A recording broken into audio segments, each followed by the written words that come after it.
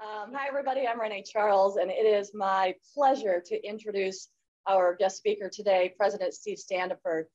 President Standifird came to Bradley last year, May 2020. And as we all know, there was a lot going on last year in May of 2020. So it made his first job as a president of a university and his first time at Bradley quite different than what anyone else would have expected. He is really looking at the vision of Bradley and looking at where Bradley is headed in the future. And so with that, I would like to invite him to come on up here. He's going to tell you a little bit about himself, where he came from, why he chose Bradley, and where he sees the institutions of higher education going in the future, and how everything will play in Peoria. So please welcome President Steve Standifird. Thank you, Renee, for that wonderful introduction. And I got to say, I'm so excited to be here for a couple of reasons. First of all, my name is Steve Standifird. I am the president of Bradley University. I've been here a year, and my guess is I have not met most of you yet because I came in a really strange year. So it's so exciting to be here and to actually meet people in person. So thank you for being here. I think the pressure would have been higher if everybody had scooted, so I'm glad everybody was able to stay. I gotta say, one of the other things that I'm taken aback by that I really like is I love the tone of your club. I really, yeah, you guys, the invocation was beautiful. I love the reference. So may all of our gardens grow. There was a wings reference, which I don't normally run into in meetings. You have a raffle and the boot. That's a new thing too. I really like that. So again, I really like the way you all have set this up and absolutely thrilled to be here. Okay, so I'll start out telling a little bit about my background. I'll go and talk a little bit about the question I get often is why Bradley? And even though I've been here a year, I think it's probably worth sharing some of that. One of the things that we talk about on campus is in many ways, this is my first year, right? So I'm so excited to be able to come out and start sharing with some folks, and I'll do some of that. And I'll talk a little bit about where we're at in the world of higher ed and what that means for Bradley here in a minute. And I'm gonna try to go through this relatively quick because I love conversation. And what I'd like to do is give enough time for you to ask some questions and so that we can engage in a bit of a conversation as well. So a little bit about me. So I came here via Indianapolis, where I was the Dean of Business at the Butler's Business School. Also served as the Dean of Business in Evansville at the University of Evansville. That was a unique experience because I'm actually from Evansville. So I got a chance to briefly go home. I left Evansville to actually pursue a degree in chemical engineering. I know we have some engineering alums here today. So I actually got an engineering degree from Purdue University and ended up working for a company called Amoco up in Chicago for a number of years. Great experience, great city, really enjoyed it immensely. And while I was in Chicago, I got my MBA at Northwestern. And the folks at Northwestern said, you need to go west. You need to go to the University of Oregon to pursue your PhD. At which point I promptly pulled out a map and said, where in the world is Eugene, Oregon? I had no idea. It was a wonderful experience. Spent about 20 years on the West Coast. The bulk of that was actually at the University of San Diego. And the weather is advertised in San Diego. So when people talk about, what do you love about the Midwest? Lots of things, weather's not one of them. But we absolutely love it here in Peoria. And one of the things that's a big difference, I mean, you all know this because you're here. One of the things that makes this place special is the sense of community. And that's a real strength of the region. And I hope everybody understands and appreciates just how unbelievably powerful that is. We came here in the most unique of circumstances, as Renee mentioned, came right at the beginning of the pandemic, and obviously did not get a chance to experience the totality of the community as it would have been the case otherwise, but still feel deeply connected and can just see the quality of community. It's a big part of what makes us excited to be here. So when I mention us, I should mention that I actually am married. I've been married, our 20th wedding anniversary was actually during the pandemic.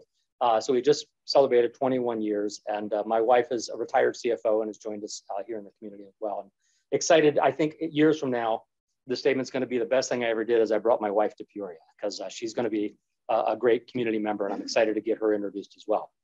I have 2 daughters, and I joke, I'm as old as I look. I'm 55, I don't mind sharing that. And I have a daughter who's 8 and another that's 12, because I started a little later with kids, and they absolutely love it here. One of the things that they love is they're connected with the Peoria Ballet Academy. They're very much into dance. So I am a dance dad. And for those of you that have daughters, you might know what that means. It means I spend a lot of time at dance studios. I go to a lot of recitals. And one of the things I'm a big fan of, I love the comment about doing something that makes you uncomfortable, a snake around your neck. That's a new one. I hadn't heard that before. But a couple of years ago, we were actually, both my daughters were in a Nutcracker performance, and they came forward and said, we need parents to perform in the opening scene. And I volunteered. I am not a dancer. My daughter would clarify clearly that I am not a dancer, but I was for that event, because what I didn't know when I volunteered to do that is they actually expected us to dance. I am a dance dad extraordinaire in some sense. My dance career is over. No, I'm not going to bust into it. Nobody wants to see that. My daughter would affirm that. But it's a passion for my daughters. And so as a result of something I get excited about as well. My real passion, however, is a passion for higher education, and specifically higher education administration. And I thought I would share with you just a little bit about why I'm so passionate about higher education administration specifically.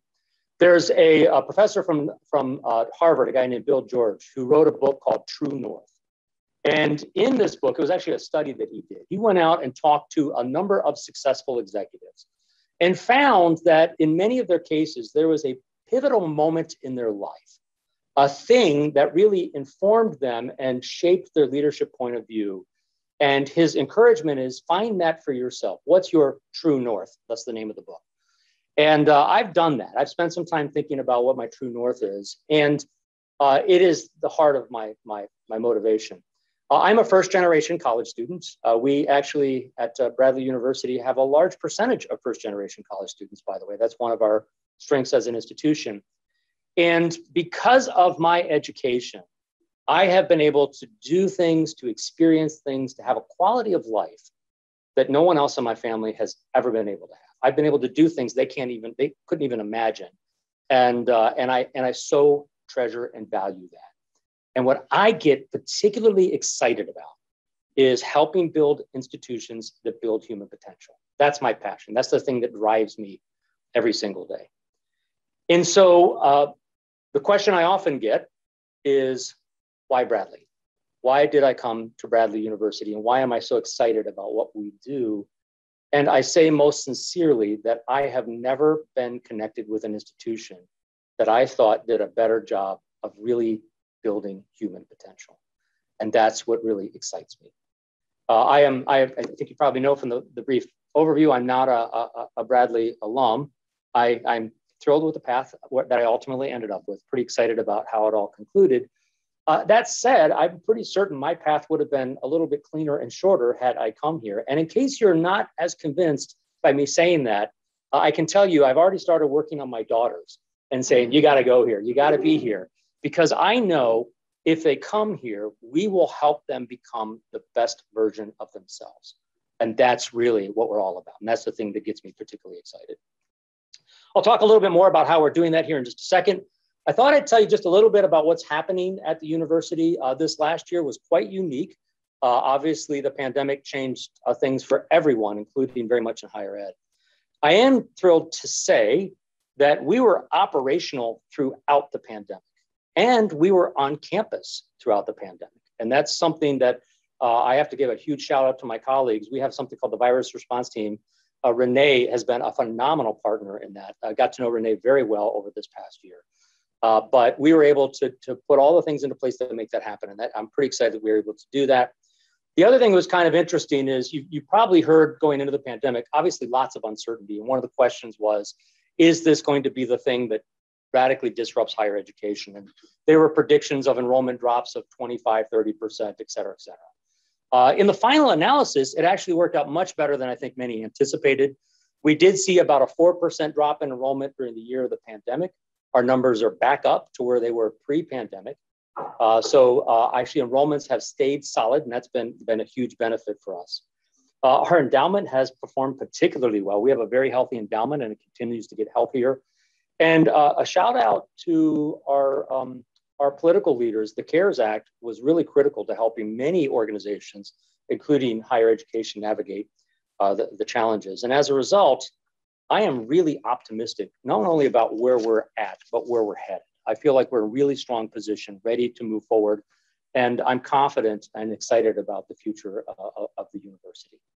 Now, what's interesting is if you've been following higher ed at all, and you look at how people are talking about the future of higher education, my optimism may come as a bit of a surprise because there is lots of doom and gloom in my industry right now. And I thought I'd give you just a very brief, and it'll keep it very brief, overview of kind of the history of higher education and why that might be the case. And it's an interesting industry. I love what we do, but I also recognize our challenges.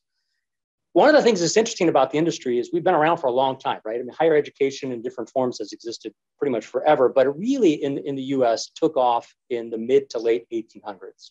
And not surprisingly, Bradley was founded in 1897. So we're part of that. And if you track enrollment growth, and if you track the development of higher education since the numbers I looked at, it started in 1870 up until about 2010. The growth of enrollment in higher education looks like this. It's pretty much a direct line that goes up. I mean, there are ripples every now and then, but for the most part, it's an industry that has been in constant growth for over a century. And as a result, it's not an industry that's ever had to be particularly adaptive. And that creates its own set of challenges. In 2010, things began to change a little bit. So if you look at the enrollment trends, things began to flatten, even decline slightly around 2010. We've been experiencing roughly a 2.6% decline in the last 10 years or so. Not enough to fundamentally change how we operate, but enough. And actually, if you go back and look at the media complaints about higher ed and its need to change and et cetera, not surprisingly, that started happening about 10 years ago. And that's when demand functions suddenly started shifting a little bit. And now the big event is coming because one of the things we can do is we can actually look forward and we know what our demand function looks like, right? They're the ones in the middle schools. My daughter's also in the Washington Middle School. So, all right, way to go. Or in high school today, right? And we can see that and we can look at the numbers and say, we see what's coming. We know what the demand function looks like. And there will be a drop in demand of traditional students in 2023. And my colleagues affectionately call this, Enrollment-geddon, the enrollment cliff, Armageddon in a different form. And there's lots of panic in the industry because we're looking at a potential 10 to 15% decline.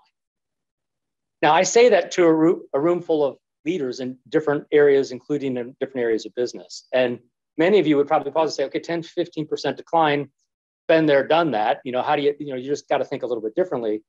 But remember, this is an industry that for over a century has not had to deal with this. And as a result, one of the things you find is we're not the most responsive industry on the planet. We haven't had to be. It's very much if we build it, they will come. It depends on how you measure things. There are roughly, and believe it or not, this is a contestable number, but there are roughly 4,600 colleges and universities in the US. There are roughly 4,600 Dairy Queens in the US. So as you go across the nation, you are as likely to run into a university or college as you are a Dairy Queen. We're a bit of a saturated market and we're not overly responsive. And in that environment, a 10 to 15% decline is very, very problematic. But what's interesting is I see it not as a threat, but as an opportunity. This is an opportunity. It's a golden opportunity for the university that's willing to think differently, to really be thoughtful about what today's students really want in their education.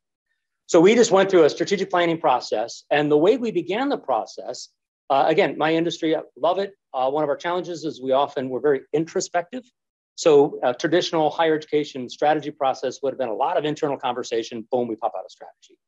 We started a little bit differently. We did a survey of about 1,200 prospective students that have come to Bradley, students that applied and didn't come, and students that never even considered us, to try to understand what are today's students looking for in their education. And it was wildly informative. So what you have in front of you on the table, for those that are interested, and I could go through this in more detail, but I'll just give you a brief overview, is what we came up with in our strategy. At the top of the document is a vision statement. I'm not going to go through all this in detail. I want to give you more of the tone of what we're trying to do. And then the bottom half is what we call the imperatives, which is, by the way, an interesting story. Is typically in a strategy process. I was a strategy professor for much of my career, so I'm perhaps too steeped into this process, but we would call these pillars, right?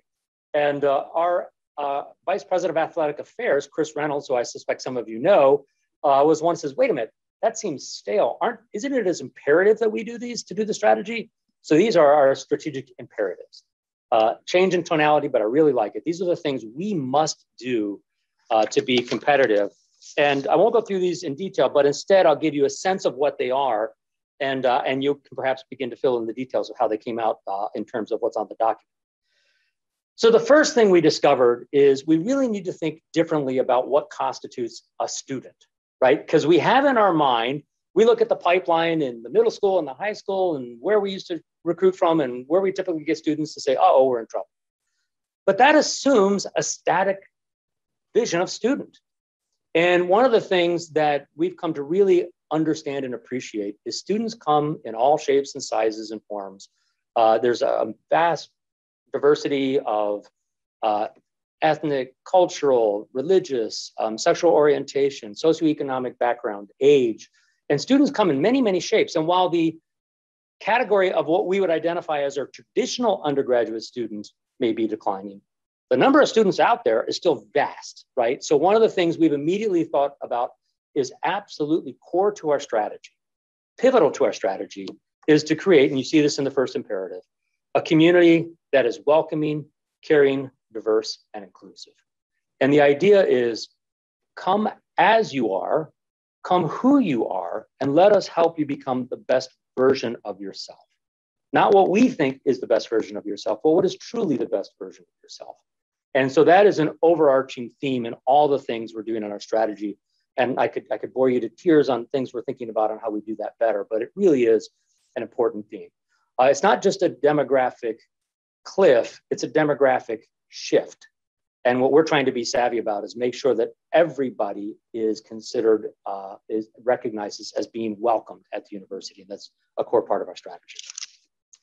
The other piece that's kind of fun, and this is a piece, and now that you know a little bit about my background and what drives me, I get really excited about. One of the things we've discovered is today's students are perhaps a little bit different in that the traditional model was go to college, get a job, start a career, done, right? That's what we did. We were the career starters. And that's how a lot of universities still perceive themselves. What today's students want, yes, they want jobs. They want to have careers. Parents even more so want them to have jobs and careers. We know that. So that's still a factor. But more importantly, they want to have a life of meaning. They want to have an impact. They want to do something important. And the term that came out of our research is the life I want. And the life I want, career is a part of it, but it's only a small piece of it. So what we have to start thinking about is how do we help our students truly become the best version of themselves? And that isn't by plugging them into a particular major, it's by helping them explore and discover what really matters to them and allow them to create the life that they're really after.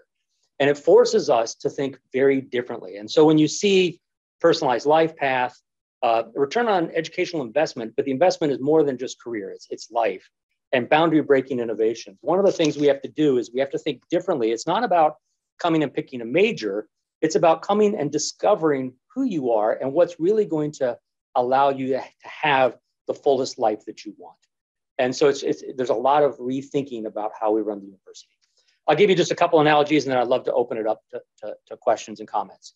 So the analogy I'll use is the opening of doors, right? So the traditional university approach to opening the doors is come to the university, here are the doors we've predefined based on majors. We will give you the tools you need and we will open those doors for you, right? That's the traditional model.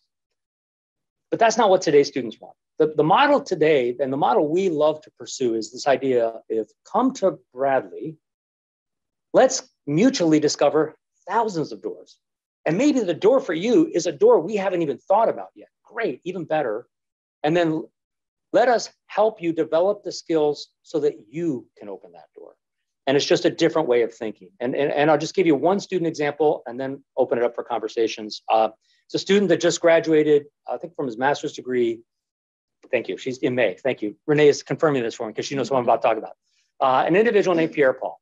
So Pierre Paul is a very interesting individual. He comes from Chicago.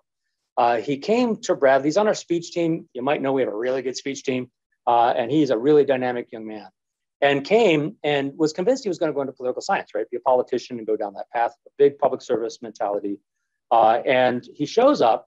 And one of the things he discovers is he has friends and colleagues that are finding limitations based on, in this case, they were hearing limited, right? And they were having trouble really fulfilling their fullness because of some hearing capability. So he created an app. Said, he tells me it literally came to him in a dream.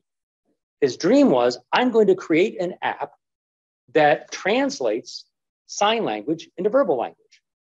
And it's a fascinating, and believe it or not, I'm told that that's surprisingly difficult technology because they're doing it without a glove. And I know that Microsoft and Google and a bunch of other folks have talked to Pierre about buying that technology, and he's doing really interesting work. Hasn't sold because he's on a mission, right? And what's interesting is he comes up with this idea. You may have figured out that there's some things in a political science major that might help on that, but a lot that do not. So he got to know folks in the business school. He got to know folks in computer science. And what we did is we came around him and said, great, that's what you want to do. It's not your chosen major, but that's okay because it's your path.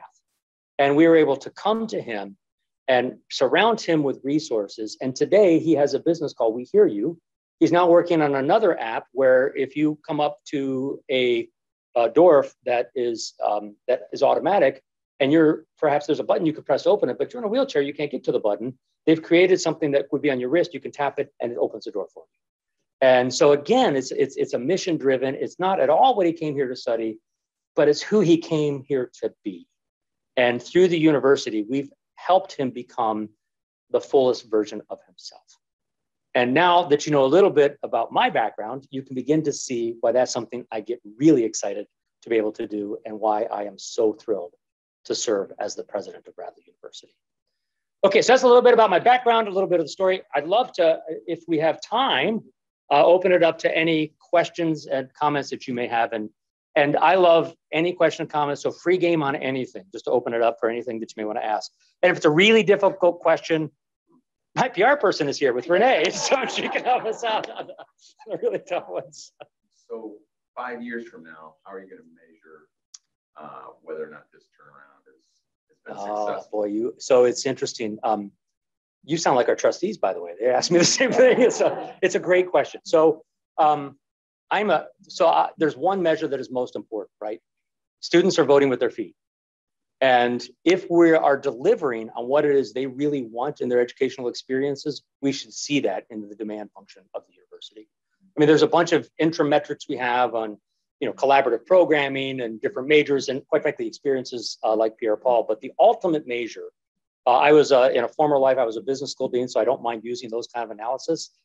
People vote with their feet, they vote with their pocketbook. And if we've gotten this right, we should see that in the demand function of the university, which is again, why I don't worry about the enrollment cliff, because if we've got this right, the enrollment cliff will not be an issue for us.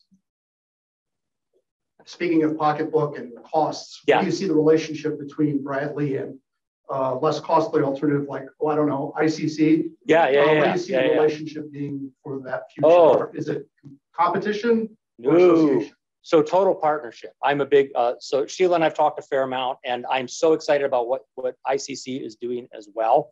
And if our goal really is to help students become the best version of themselves, there will be times where we're the perfect fit for that, and there'll be times where we're not, right? And that may be for them a combination of, and maybe it's a combination of the two, right? That they do some work at ICC, they do some work at Bradley, it's a combination. But there are a lot of different ways that people can pursue their paths and be successful. And if we're doing our job, we're helping them discover that. And we're probably sending people your way, you're probably sending people our way. And it's a partnership. And that's the kind of thing that I get really excited about. That partnership is not only with other universities, it's also with organizations. So we're spending a lot of time, I think there's a meeting tomorrow with a group that's looking at some partnerships with OSF, for example. We have a big healthcare program. And there's some really important partnerships that we can do there. And for the Pierre Pauls of the world, whatever that may be, they need those experiences as well. Experiences that we can't create on our own at the university, that we need partners to help us do. So I think I'm big on collaborate to compete. That's a term I use often. How can we collaborate to compete? And our competitors are not here in Peoria. Our competitors are those that are not allowing students to become full versions of themselves. Yeah, are you going to give Becky and Kelly and Renee a raise after this? That's not my question. Yeah.